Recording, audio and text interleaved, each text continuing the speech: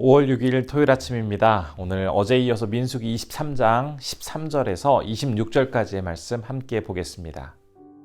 발락이 말하되 나와 함께 그들을 달리 볼 곳으로 가자.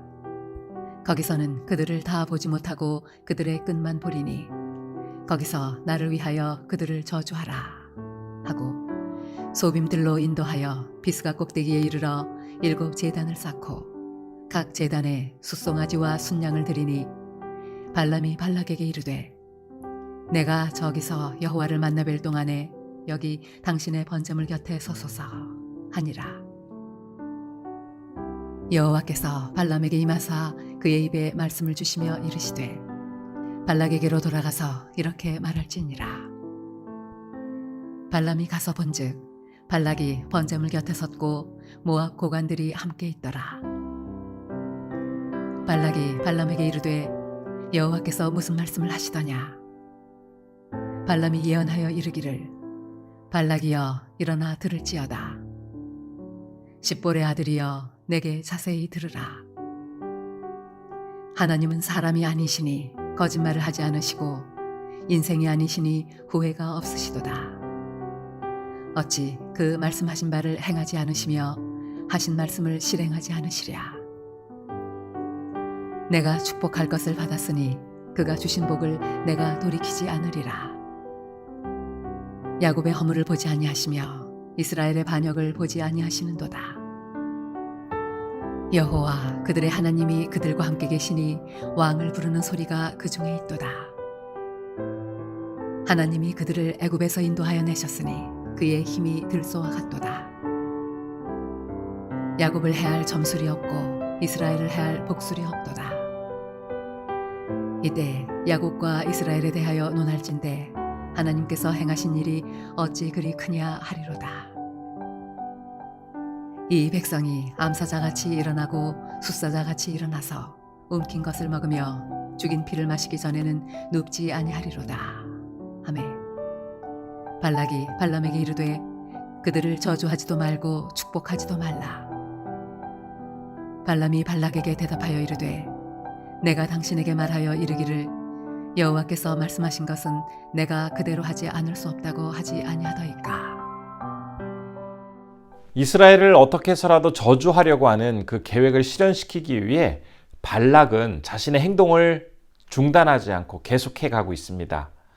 첫 번째 방법이 생각대로 되지 않자 그는 두 번째 방법을 이제 꺼내게 되는데요. 13절 말씀 제가 한번 읽어보겠습니다.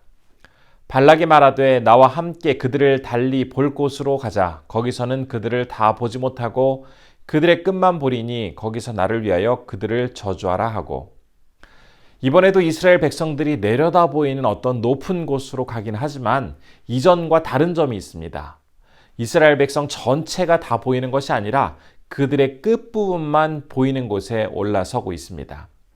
이렇게 방법을 바꾼 이유는 발락이 생각하기에 이스라엘 백성들이 다 보이는 곳에서 저주하도록 했더니 발람이 오히려 겁을 먹어서 제대로 할 말을 못했구나라고 생각하고는 이번에는 전체가 아닌 이스라엘 백성들의 끝부분만 보이는 비스가 꼭대기에 올라가도록 한 것이죠. 13절 말씀 보면 그들을 달리 볼 곳이라는 표현이 있습니다. 상황을 다른 관점에서 바라보겠다라는 그런 의미입니다. 사람마다 각자 관점을 가지고 있죠. 그렇기 때문에 동일한 어떤 사물이나 사건을 보더라도 이 관점이 달라서 사람들마다 느낌 혹은 생각은 다를 수 있습니다. 이 발락이라는 왕은 사람의 마음을 참 잘 알고 있었습니다. 그래서 이번에는 한번 다른 관점으로 그 보는 관점을 바꿔서 이 상황을 한번 해결해 보자고 다른 장소로 이동을 하고 있는 것입니다. 사람은 문제를 온전히 해결할 수 있는 완벽한 방법을 알지 못합니다. 그렇기 때문에 이렇게도 보고 저렇게도 보고 관점을 바꾸어 가면서 그 방법을 찾아가다가 가장 효과적인 그런 해결책, 해결 방법을 발견하게 되어지는데요. 참 여러 번의 시행착오를 겪게 됩니다. 하지만 우리 하나님은 이렇게 사람들의 시행착오와는 완전히 다른 방법을 사용하시죠.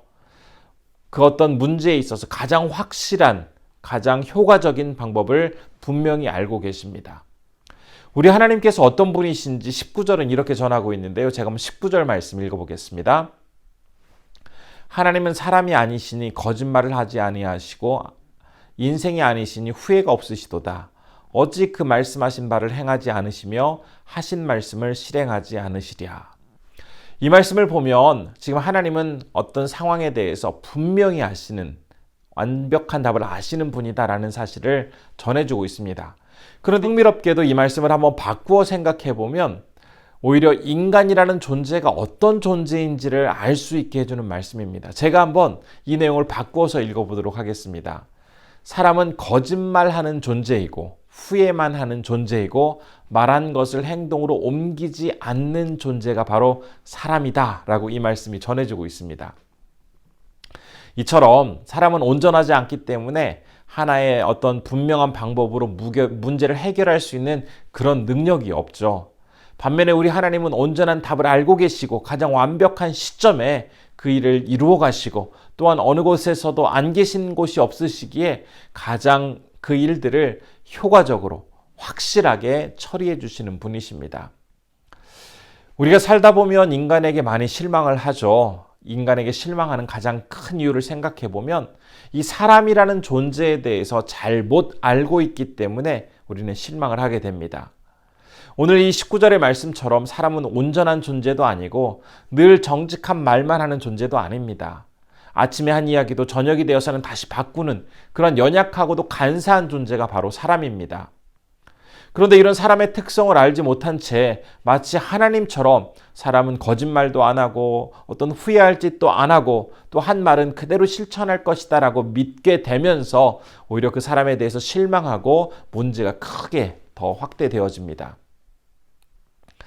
지금 하나님께서는 발람의 입을 통해서 1차적으로는 발락 그리고 그 주변에 있는 사람들에게 그리고 또 넓게는 이 말씀을 읽고 있는 모든 사람들에게 결국 허물 많고 불완전한 인간을 의지할 것이 아니라 오직 하나님 한 분만을 기대하고 그분만을 바라보라고 다시 한번 이야기해주고 계십니다. 그러면서 지난번 바알 산당에서도 있었던 그 1차 저주 시도 때에도 하나님께서 보여주셨던 것처럼 지금 이번 두 번째 저주 시도에 대해서도 당신이 선택한 그 백성, 인도하는 백성들을 절대로 아무나 함부로 저주하지 못하도록 헐뜯지 못하도록 확실하게 그들을 보호해 주시는 그러한 장면을 우리가 볼 수가 있습니다. 발람이 선포한 축복의 메시지 그 내용 가운데 특별히 21절에 보면 야곱의 허물을 보지 않으시고 이스라엘의 반역을 보지 않으신다라고 말씀을 하고 계십니다. 하나님께서는 이스라엘 백성들이 잘못한 부분들을 안 보시겠다라는 의미가 아닙니다. 비록 그들은 많이 잘못하고 또 때로는 하나님의 마음을 아프게 해드릴 때도 있지만 그 백성들이 참 많이 부족하고 연약함에도 불구하고 단 하나의 이유, 즉 그들이 선택한 자녀이기 때문에 그들을 받아주시고 용서해 주시겠다라고 이야기하고 있습니다. 하나님께서 택하신 자녀들을 어떻게 인도해 주시는지 성경에 참 많은 부분에서 그것들을 이야기하고 있는데요. 특별히 예레미야 선지자는 이렇게 말하고 있습니다. 예레미야 29장 11절입니다. 여호와의 말씀이니라 너희를 향한 나의 생각을 내가 아나니 평안이요 재앙이 아니니라 너희에게 미래와 희망을 주는 것이니라. 이 말씀처럼 하나님께서는 끝까지 그 당신의 자녀를 포기하지 않으시고 그 자녀를 꼭 붙들어 주시고 그 미래와 희망을 허락해 주시는 신실하신 분이다라는 사실을 기억할 때에 모든 상황에서 담대하게 그것들을 이겨나갈 수 있습니다. 이제 오늘 말씀을 한번 정리해 보겠습니다. 모압의 왕인 발락은 자신이 쌓은 그 정치적 성공을 유지하기 위해 그 정치적 성공이라는 성을 지키기 위해서 그들에게 위협적으로 다가왔던 이스라엘을 저주하고 그들을 무찌르려고 하고 있습니다.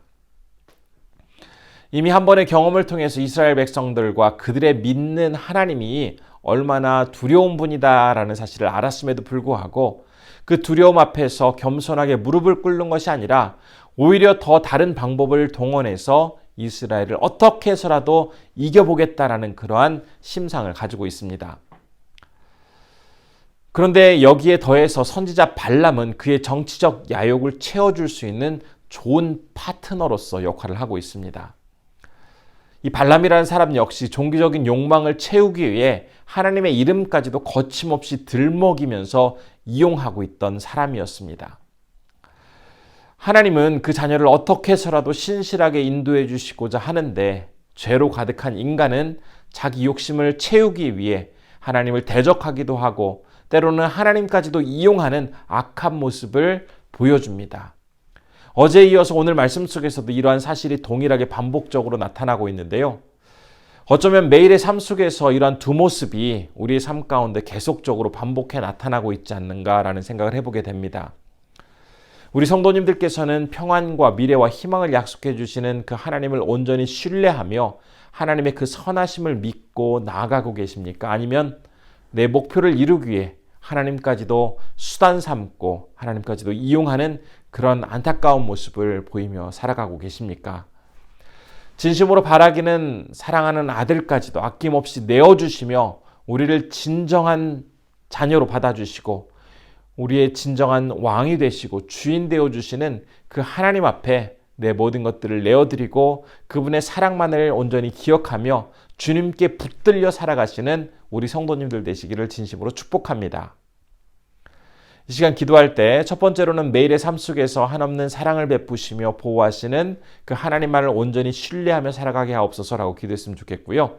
두 번째로는 인도의 이윤식 이춘경 선교사님을 위해서 기도할 때 박해가 심한 상황에서도 담대히 성경 공부와 전도를 잘 감당할 수 있도록 함께 기도해 주시면 좋겠습니다. 기도하겠습니다.